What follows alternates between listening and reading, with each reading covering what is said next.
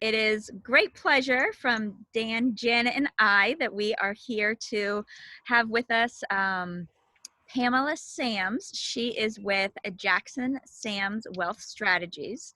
And for 18 years, she's been helping women improve their personal and financial wealth through solid financial life planning. Pamela's education and training enable her to help clients successfully navigate through the myriad of financial decisions they face during their lives. She focuses on helping her clients meet their financial needs and help them work to achieve financial security and greater retirement readiness. She has become a strong voice in the area of personal finance for women. Her knowledge in this area has made her a sought-after speaker, so we're very happy to have her today. She's appeared on local TV, radio, and has been quoted in articles for Investors Business Daily, Bloomberg.com, FiduciaryNews.com, Equifax.com, and Financial Planning Magazine. She's married and lives right here in Northern Virginia in Chantilly and has 3 children. And she devotes her free time to her family, her church, and enjoys reading and loves to sing. And today she is talking to us about how to pitch to become the trusted expert. So Pamela, thank you so much for being here. And we are all very excited to hear how you can guide us to be better pitchers. Okay, great. Thank you very much. I'd just like to start to just kind of see a lay of the land. How many people are already kind of doing some media things? Just kind of raise your hand. Anybody? Okay. Okay, a few things as well. So what I'm going to talk about today is kind of what I call earned media. You know, there's a lot of different things out there, you know, advertising, paid advertising, all of those. This is really becoming the trusted advisor is really looking at earned opportunities, people that invite you on TV, people that invite you on radio, podcasts, publications, digital media, whatever the case may be. And you know, to be honest, I was probably a little bit shy when I first got into this space, probably several years ago. I joined Toastmasters, I believe it was in 2010, with the clear goal to really get comfortable out speaking. You know, I've done workshops and I've done seminars, but really be out on the forefront to do that. So that was my commitment to really help me become a speaker, was to join Toastmasters. So if anybody is not involved with Toastmasters, I suggest that's a really good start into this particular part of growing your business, is really through speaking, but also media as well. So that was my goal. So I would always do radio. You know, I didn't want to do a whole lot of video at first. But then I met someone online. His name's Alvin Jones. He has his own production company. He reached out to me. He had saw some, or at least heard some things that I've done on some radio spots and some podcasts, and said, "Hey, have you ever considered video?" And I was like, "Nah, not really," because that was one of the things, you know, kind of, you know, shy, didn't want to get in front of the camera. But you know, to tell you how it works once you get in front of the camera, you love it. You're not going to look back, you know, from there. So I did the segment that he produced, which was called the Women's Business Report. So that was to spotlight businesses, women businesses in Northern Virginia. So with that particular package, he invited me to do that. He followed me probably for like 2 to 3 months, just getting wherever I was in the community, getting footage, getting me trained behind the camera as well for some things. And then after that, you know, produce the Women's Business Report spot where, like I said, highlighted my business for media. After that presentation, that's kind of how you do the earned media piece. After I made that commitment to do Women's Business Report, everything started to come in from there, because that was the feature. They're like, oh, okay, it's a women's financial advisor. She specializes in helping women. She must knows what she's talking about with women in finance. And then everything starts to come after that, at least in my instance. But for those who are really just trying to kind of put together their media presence, you know, really try to devise a few different things in terms of your media efforts. They must be strategic. It must be targeted, and it must match your customers' interests. So before you kind of do all of the legwork with that, is that, when you start with your business, it all starts with who is your target audience and who's your target market. And then from there, where do you find them? Uh, what are their behaviors? What do they look at? And then you can know which particular media to target. So, for me, if my target market is basically boomer women between, let's say, 45 to 65, they listen to a lot of podcasts. That's what I got in terms of all of the data and the trends was podcasts. So from there, I look at, okay, who are the demographics in the particular podcast? Do they match in terms of, number one, the consumer interest, but does it have anything to do with my expertise, which would be, financial planning, wealth management, retirement, lifestyle choices in retirement, all of those. So you have to kind of marry the message as well to your target audience. But it's really first making sure you're being strategic and targeting and knowing your customer market. Now, you don't want to be all over the place. So, I would probably suggest, looking at a couple of what I call ecosystems, media ecosystems, where to find your clients. So that may be podcasts, it may be digital media, it may be TV or radio. And then you want to probably devise a strategy for each of those three particular elements that you decide to foray into. Now, if other things come your way, of course, don't decline those. But if you're doing a strategic targeted part of looking at your particular target market, you want to look at least three, and then you start with one, and then you focus in on how do I pitch that particular um, ecosystem, so to speak.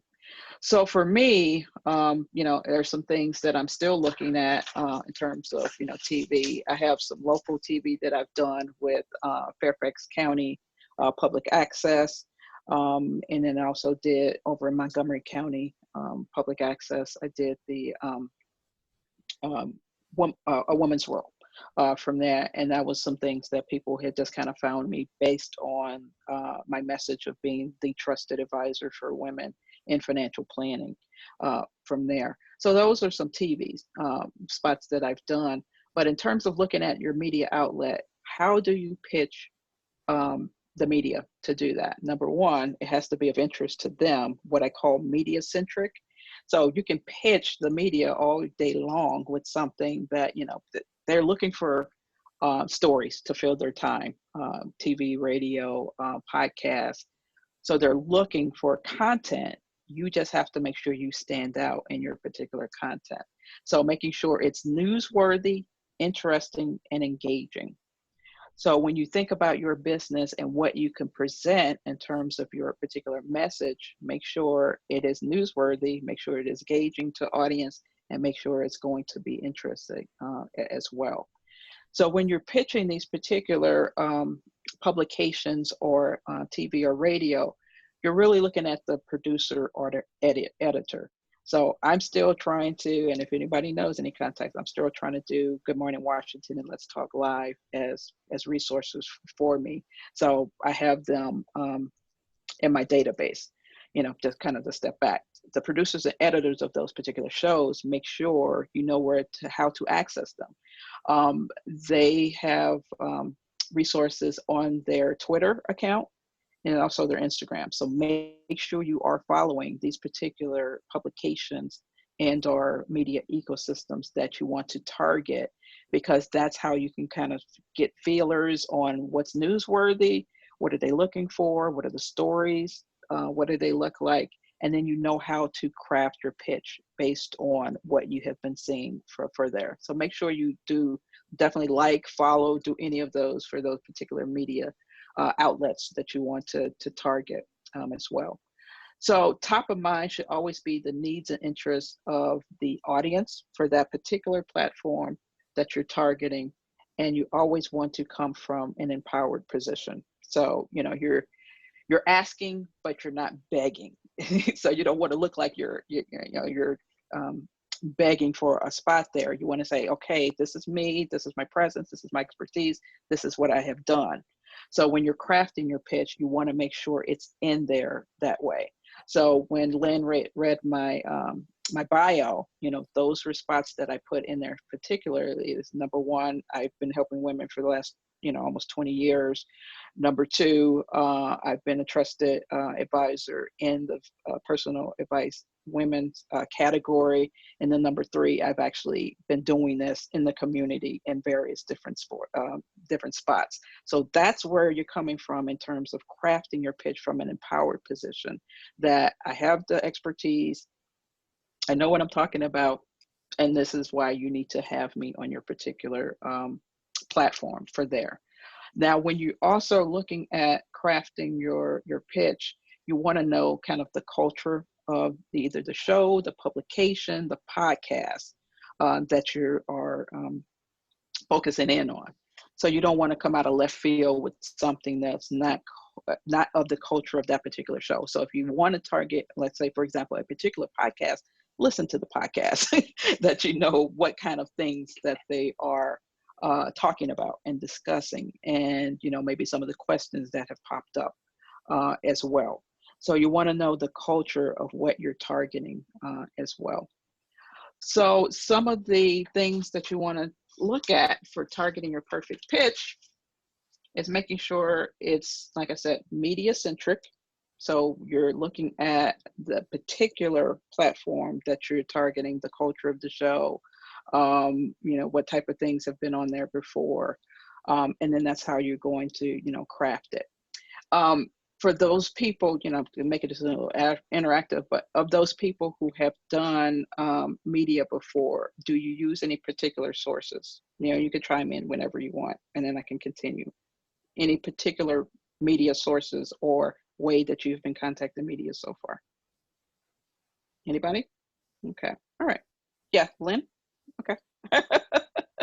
So I used to be media. I was in media for Okay. almost 20 years.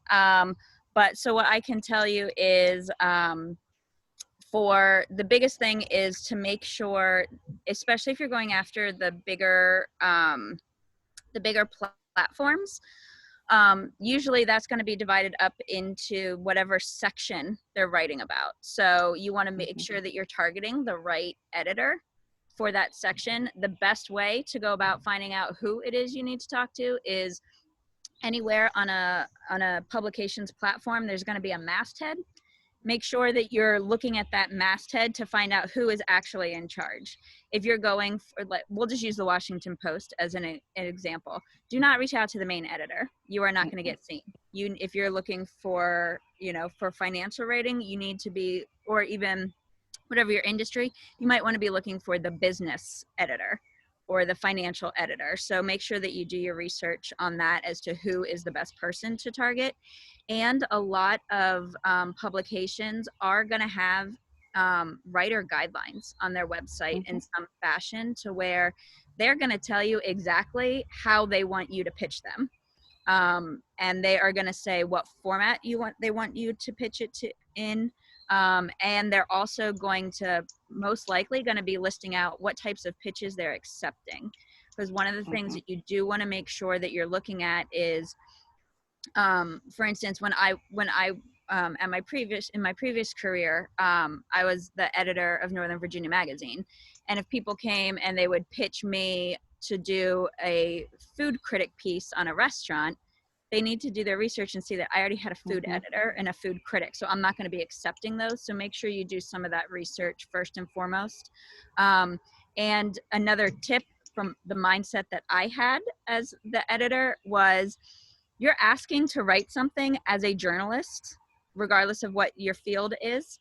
Part of being a journalist is to be able to do your research. So if you haven't done your research for your pitch, that doesn't show very highly on you. So making sure that you do that information and do that research to make sure that you're pitching something that is going to be worth their time is huge. And then everything else, Pam, that you've said is like spot on. Mhm. Thanks, Lynn, for sharing on that. So when you look at your pitch, you want to put in basically two to three main points in your body. Like what Lynn was explaining, you know, if you're an editor or you're a producer for these shows, you don't have a whole lot of time long, you can't read a long pitch. It has to be short and concise. This is what I want to talk about, this is why, and this is who I am. So you want to make sure those 2 to 3 main points are in the body, and never, never, never, never, never link anything. So don't link a bio, don't link any of those. You want to put, I'm sorry, attachments. You don't want to do attachments. You want to put links inside of the body. So if you want to know more about me and my bio, here's my link to my website or my media page or whatever. Don't attach a bio, don't attach any documents, because of course, for cybersecurity reasons, nobody's opening attachments. So don't waste your time with sending these people attachments. You want to make sure they're precise links to a media page or a bio, or for more information about me or whatever, in a link, and then they can read that accordingly for there. So you want to make sure it's 2 to 3 main points in the body. What do you want to talk about? Why is it important to the readers or the audience? And this is who I am. Those are the things that need to be concise in your pitch. And of course, you want to make sure on the subject line in an email to a editor or producer that it's basically a kick-ass subject line. If it falls flat on the ears, I could say, financial planning is good for everybody. Is that engaging to anybody? No, that's flat. If I put out there, is 401k the best use of your money? That may get a little bit more of a rise in people, because everybody does a 401k, or it has been a philosophy that everybody does a 401k. But if I come at it from a different view, is that a good use of your money? I may have an alternative view of maybe you shouldn't be doing a 401k. Maybe you should be doing something different. Somebody may be it's more interesting, it's more engaging to the audience, because they would want to know that, type of information. So that may get more of a look. But to kind of get kind of some kick-ass subject lines, look at magazine covers, look at some of these publications or podcast titles that you listen to. You'll always see, if you pick up any magazine, it'll say, 10 tips to a better body, or, 5 tips to, a wonderful summer, whatever. Those are kind of engaging. Media loves numbers and lists. So if you can list things, with realtors, 5 things I need to be, aware of when I'm buying a house, those sort of things. You want to make sure they are precise to the target audience, that they know their audience would want to know. So lists are good. Really anything that may be contradictory to the normal thought, like I said, the 401k story, anything that you think would get a rise or engage the producer or the editor that you're basically targeting for there. And make sure it has like I said, a compelling and intriguing pitch to it. So if I start my subject line, is 401k the best use of your money? Then I'll cite a few different, hints or points in there. It's like, okay, given what's going on with tax rates right now, is this a better time to pay taxes at a lower tax rate, knowing that in the future taxes will go up, and then my 401k is be taxable? Should I be doing something different there? So you want to put some little soundbite things in there based on your research that you've done on why you think this will be a compelling story for your audience. And then, the kick-ass subject line, is 401k a great use of your money? And then in there, statistics say that tax rates are going to be at, record highs in the future. Should I be doing something different with my money now and not building up a time bomb of a taxable asset? Those sort of things. And then from there, my name is blah, blah, blah. This is why you should listen to me. For more information, here's my contact information, and see what you get, from there. So you want to make sure you have a powerful media bio on that. When Lynn read my bio, I put it specifically on things like I do, what I've been doing, what my expertise is. This is where I've been in the media, so they know. So it's really concise and by media bio that you can pitch, so they know. And then if they want to know more, they'll go to my website and those sort of things. So those are really some of the steps to put together the perfect pitch. Make sure you have the 2 to 3 main in the body. Make sure you have that kick-ass subject line, and then concise bio, and then also concise actual pitch on what your story was going to be, or what you want the segment to be, so you know exactly how you're doing. Now, some of the resources that I use is called Help a Reporter Out. It's called Haro, Haro.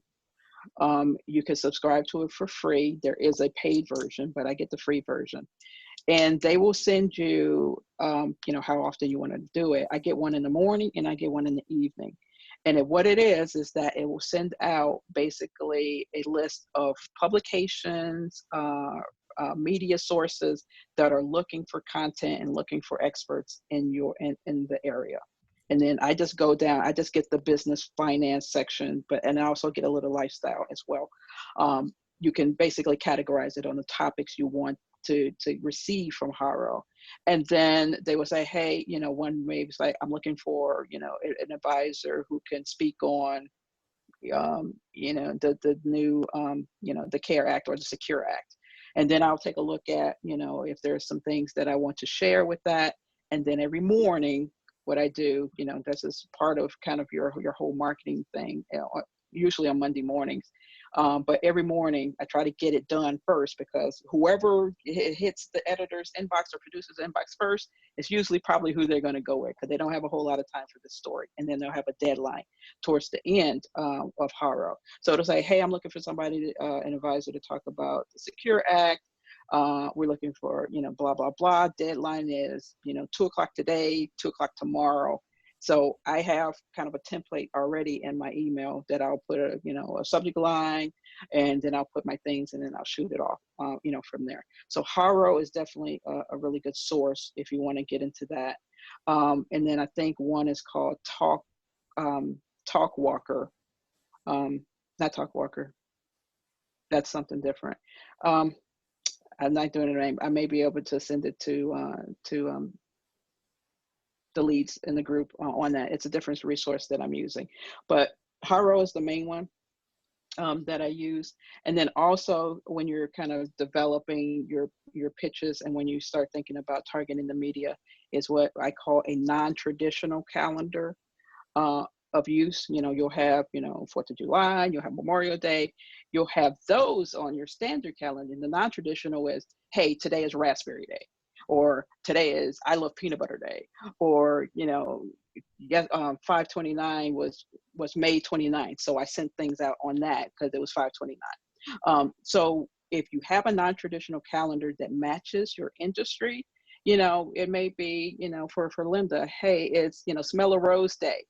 And then she goes out and pitches, whatever she wants to with that. Maybe, send some roses to a local business or to the media, or whatever, as an event that she's doing, in the media coverage for that. So you have to kind of craft it based around what your expertise is in your business, who you're trying to target. So the non-traditional calendar really comes in handy for that. Because like I said, all of these people are looking for a news story. So if you can tie in your business with something that's, kind of fun and light, we need fun and light right now in our lives, then, pitch the media for that. Say, hey, this day is coming up, this is what I'm doing activity wise on this day.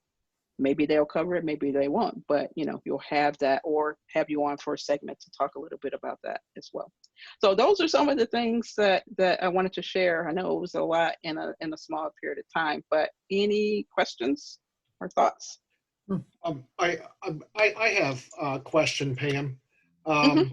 I think you said that you started in on this journey of the podcasts and Mm-hmm. that about 4 years ago.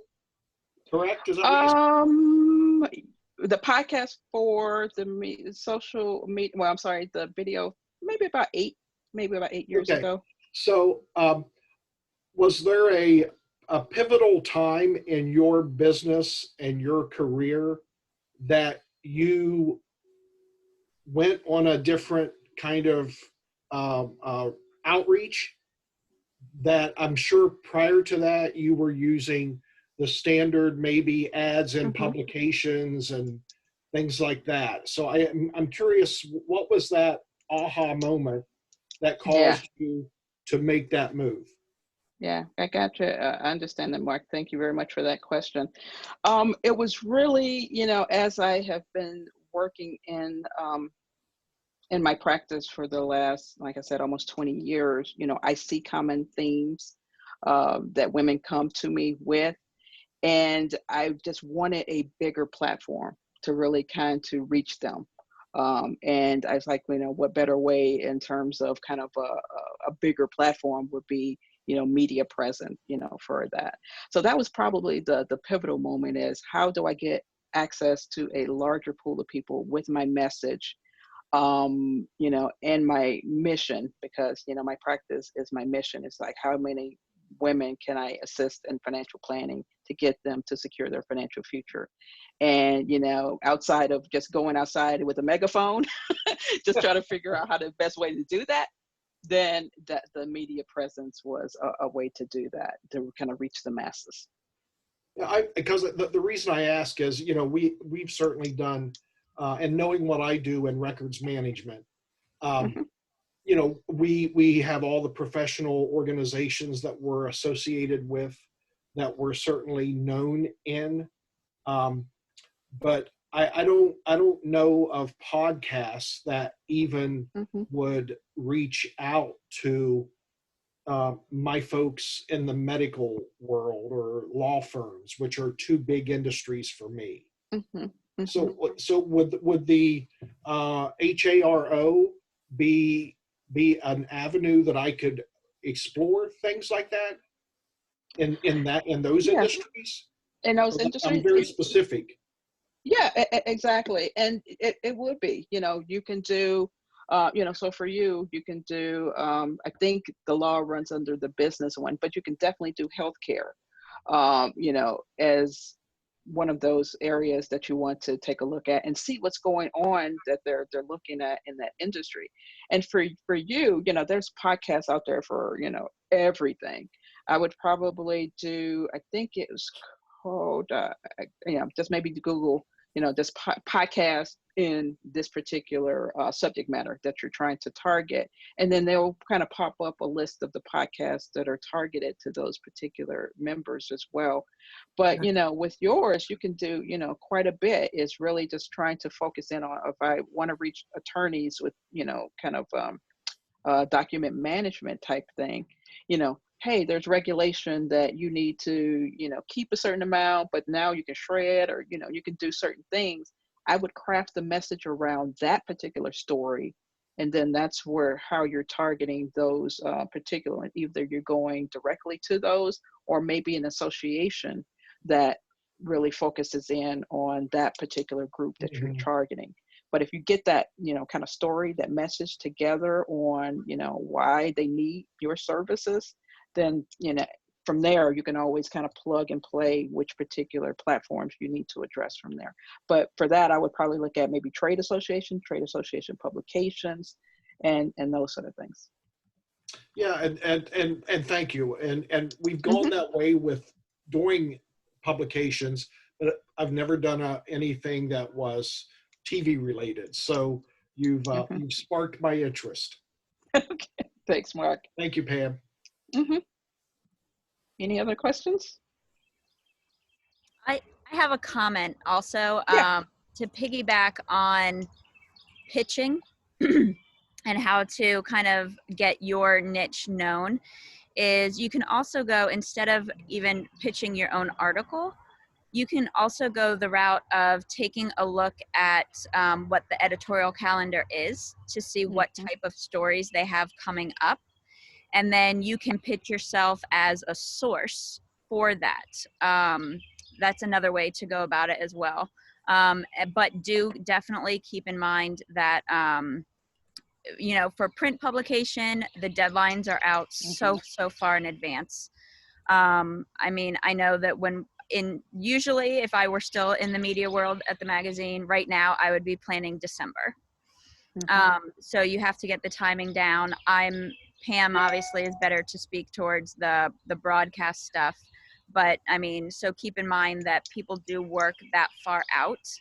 but looking at what the editorial calendar is and what stories they have coming up. So, for instance, Linda, you would easily, if you're looking at a publication that is focusing on any type of events or Mother's Day or wedding season, pitch yourself as, and basically you make it easy for them. You can say, look, I'm available. I would be able to showcase 5 trending centerpieces for events with high-res photos available.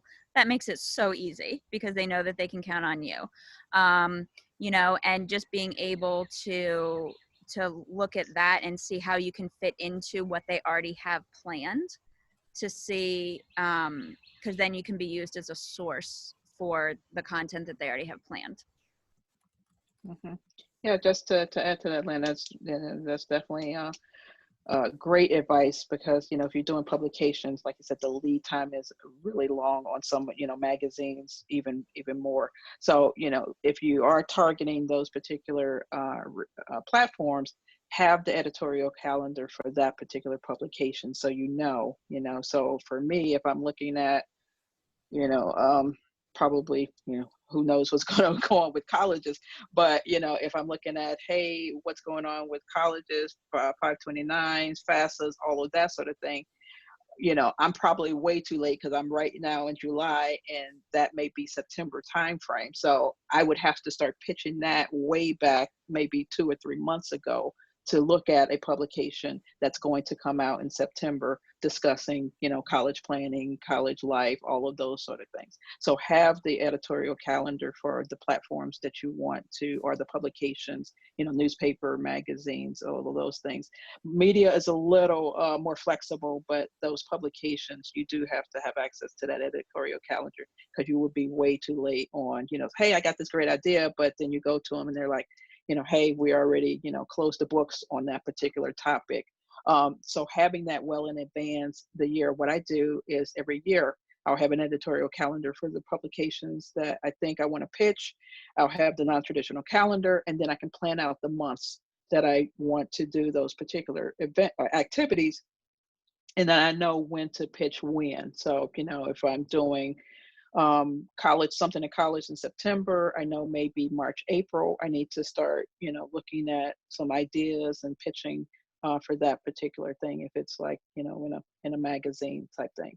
If it's media, usually, 2 to 3 weeks. If they have a particular segment that they're working on, if it's just off the cuff type thing, it may be a couple of days where you say, hey, I can come into the station and talk about XYZ type of thing. So it gives them a little more flexibility, but the editorial calendar is key if you're looking at long-term type, publications who have kind of static things that they do on their publication that you need to know, so you're not late to the ball, so to speak. And typically you can find, you're probably asking, well, how on earth do I get a hold of an editorial calendar? So typically you are going to be able to find that by going onto the publication's website, and it's actually going to most likely be under their advertising tab is where you're going to be able to find that that editorial calendar. They don't go down into the nitty gritty of every article that's going to be in the issue. But it will give you kind of those broad topics. And then the other point that I would want to make is you also want to do your research. Make sure, go back over the past 6 months for that publication and make sure that they haven't already written on the topic that you are proposing. So make sure that you do your research on that as well. Yep. Any other thoughts, questions? Okay, well, thank you very much for well, go ahead. I do have one question for you.